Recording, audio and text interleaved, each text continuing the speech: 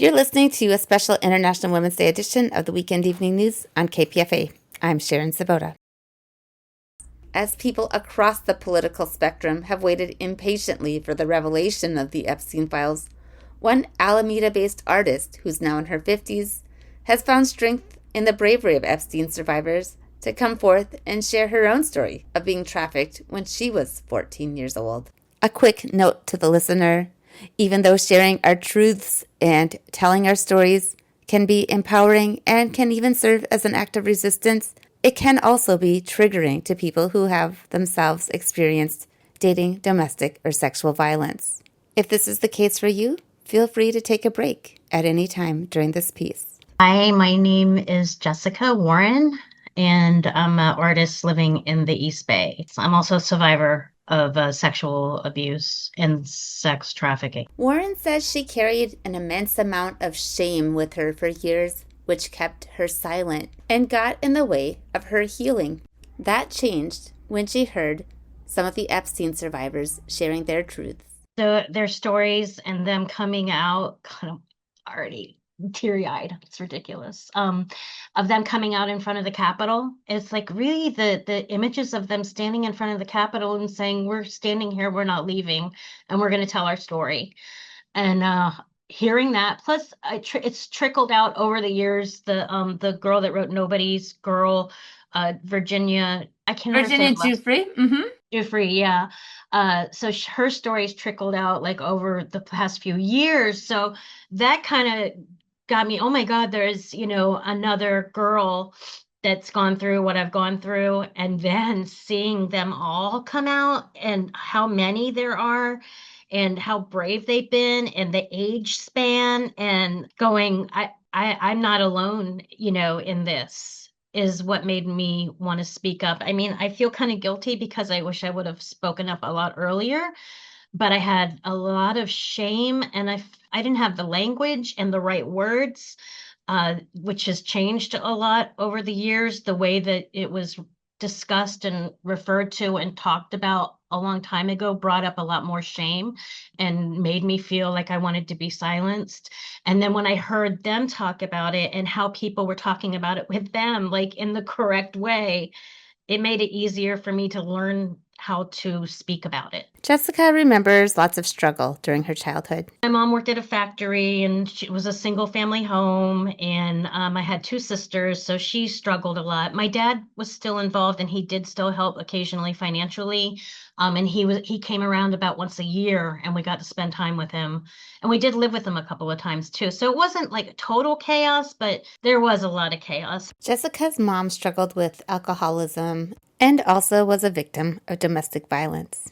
At 14, when she got in trouble at school, she took matters into her own hands. I wouldn't take my hat off. I had a raspberry beret, like in a Prince song, and it was in the middle of this teacher's class. I wouldn't take the hat off, so he wrote me a pink slip. I had to go to the office. There, the principal threatened to call Jessica's mom. Told him not to because she had just said she could not take any more stress or any more chaos in her life. She'd already gone through being beat up severely by her boyfriend, and I didn't want to add one more thing. So in my 14-year-old brain, I thought running away was better for her than her being confronted about my issue with my teacher in class. So Jessica left. Our school was by a highway. I immediately put my thumb out on the side of the road. Minutes later, she was picked up and heading toward Tampa. First day, I just walked up to this guy. He had to be maybe 20 years old. He was sitting outside of a liquor store with a bottle in his hand. And I told him that I didn't have anywhere to go. And did he have somewhere I could stay? The details after that get fuzzy for Jessica. I just remember that night going to under a bridge in Tampa somewhere and falling asleep in the back of a car. And when I woke up, I was in some other house, a house I'd never been to before. And I have no idea like what happened. I have no memory of it. I walked around the house trying to figure out where I was. I didn't know who was there. And I peeked open a door and there was a man in there naked, looking at a magazine and masturbating. And I got terrified and ran to the bedroom that I had woke up in, grabbed just a random pair of shoes out of the closet, and ran out of the house. In the hours and days ahead, Jessica connected with fellow unhoused people and found herself sometimes sleeping in random places, like a bush outside of a corporate building. And then I met a panhandler the next day who was a young guy, and he was teaching me how to panhandle. Jessica was pretty successful at panhandling, and one day she decided to treat her new friends to McDonald's hamburgers. This guy came off of a bus, and the street people said they all knew him, and everyone said hi to him and stuff. And I asked one of the women that were out there if he was safe, and she said, yeah, he was a great guy. And so he was going to walk me to go get cheeseburgers at McDonald's at 11 p.m. And when we got to the place, they were closed. McDonald's, they were closed. So he said he knew of another one. It was in the other direction. So we walked for like a really, really long time. And then he said, this is a bad neighborhood. You should hold my hand. That way people know that you're with me and nobody will mess with you. And I was like, all right, even though I thought it was kind of weird. And I held his hand. And then we walked for so long, and into neighborhoods and away from like the businesses and stuff.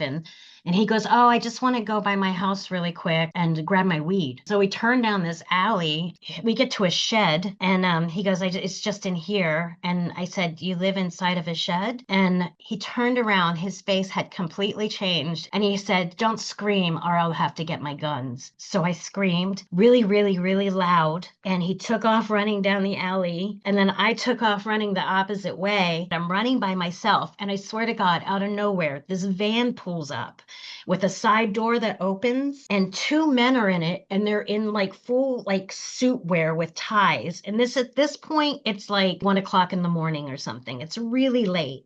And their van is like running alongside me, and they're telling me to get in the van. And they're like, we can help you. Get in the van. We'll protect you. That time, Jessica used her instincts. I did not get in the van. I shook my head no, and I ran faster and away from the van. She went back to her friends who lived on the street, empty-handed, and found a reprieve inside of a bar. And I walk up to the bartender and I said, somebody just tried to rape me. I have nowhere to go. Will you let me, could you have a place I could sleep? And he said, wait over there until the end of the night. The bartender gave Jessica a bed and a knife to hold while she slept, and she was safe, at least for that one night. The next day, she reunited with the same individual who first taught her how to panhandle. At that point, that was the safest person that Jessica met, and she stayed with him till it was time to find a spot to sleep. A guy pulled up in a nice car, dressed nice, and approached us and said, I hate seeing kids on the street. He's like, how old are you? And I was like, 17. And he looked at me like he knew and kind of smiled. And he said, I think I can afford to get you a hotel here, so that way you can have a place to sleep tonight. And then he went into the place that was a hotel, and he said, oh, God, this is too much. I can't afford it. But he's like, you could come stay with me and my girlfriend. The panhandler guy was still there this whole time, too. And I wanted him to come, too. So I said if he could come, okay. The well-dressed man, whom I'll call John, led Jessica and her panhandling friend to a motel, where he said he lived with his girlfriend, who said she was 17. The man then offered Jessica a deal of sorts. I'll take care of you and make sure you're safe, but he said, I'm a pimp, so you have to work for me. I asked the panhandler guy, I don't even remember his name, to go outside with me for a minute. And I was like, do you think that we should go with them? And he's like, yeah.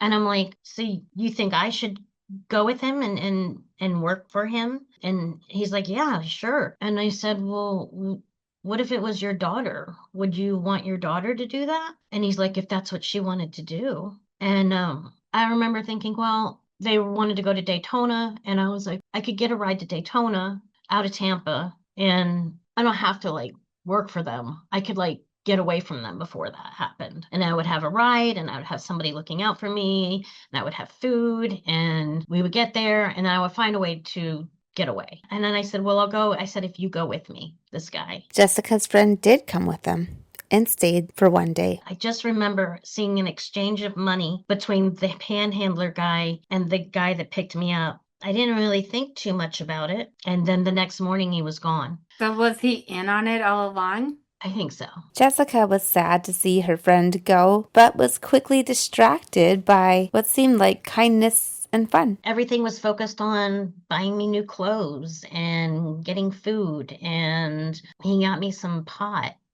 to smoke. It seemed fun for a little bit, and I still kept thinking I was going to find a way out of the other stuff. And are you thinking at any point, like, about calling your mom? Not at this point. How much time has lapsed so far? Probably about a week.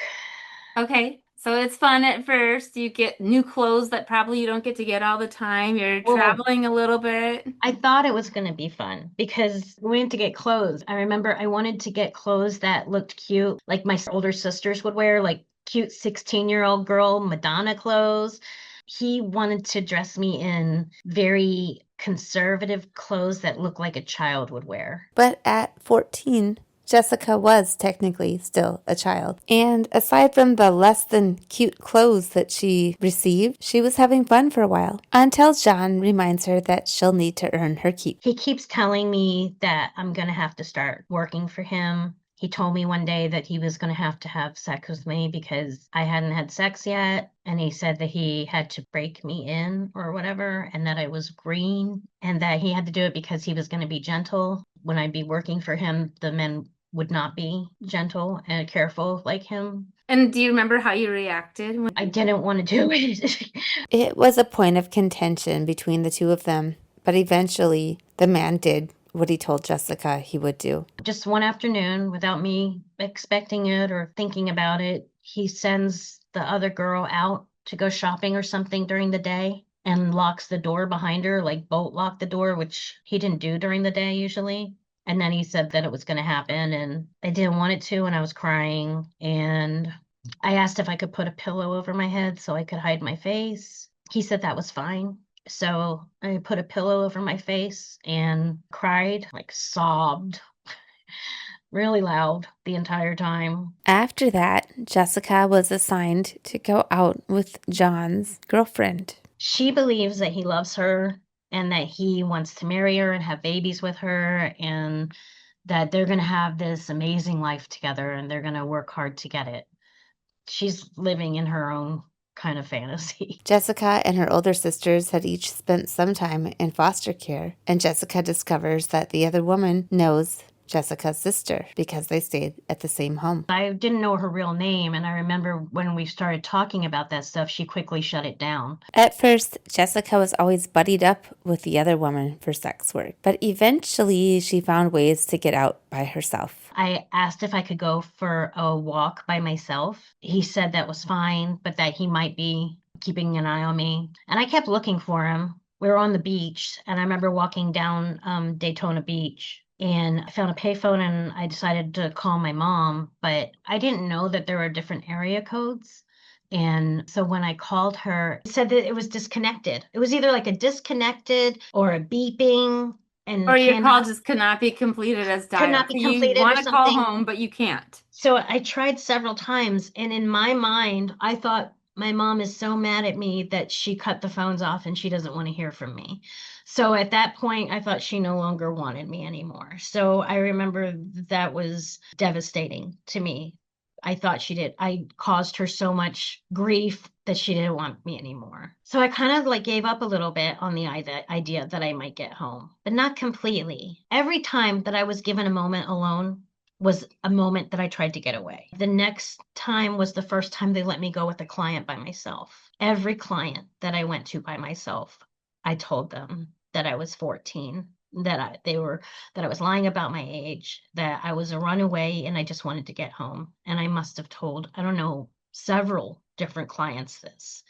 Every one of them would say that they would help, and nothing ever happened. I told them where I was, that I said I was a prostitute because that's what I thought that I was. I was being prostituted, and that's what they called it back then. They didn't call it, the word sex trafficking didn't exist. They all seemed like normal guys, normal people, like family men, like kind of upper class, like business kind of men that had families and were normal. But one of the clients, kind of rough around the edges, drank too much, smelt like liquor, smoked, and was younger. He was the one that helped. Unlike most nights, Jessica spent that night with her client, and in the morning, the client placed an anonymous call to the police. Jessica remembers going to a particular street corner to meet the police.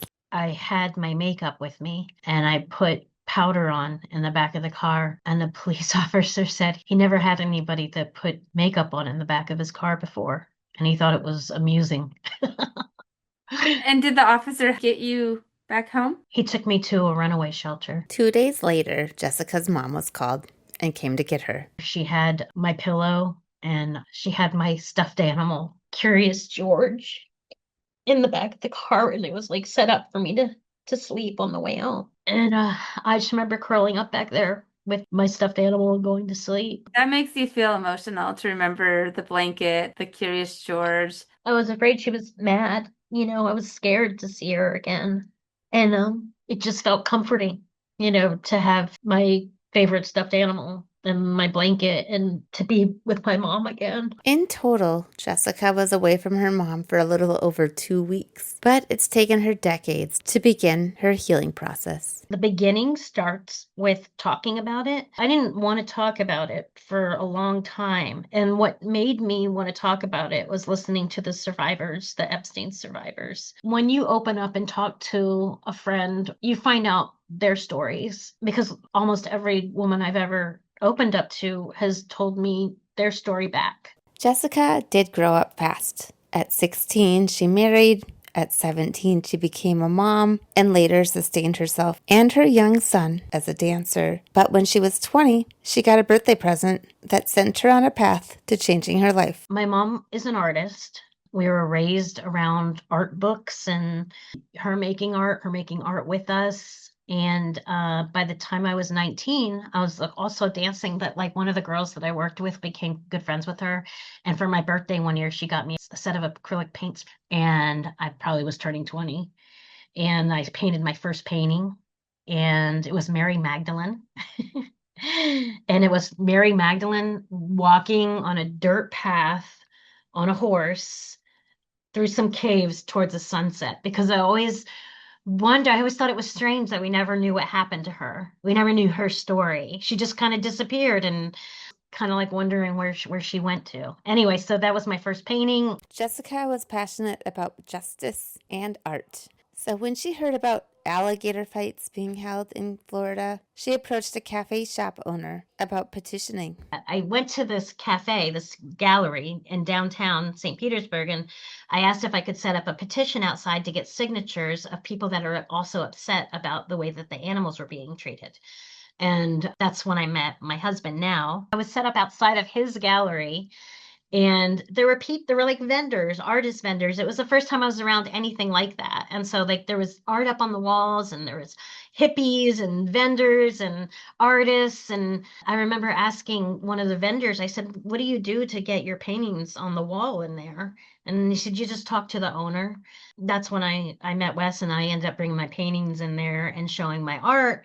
So that kind of just really leaned me in more towards my career as an artist, which saved my life. That's the voice of Jessica Warren, who is today the owner of Studio 23 in Alameda and a successful artist.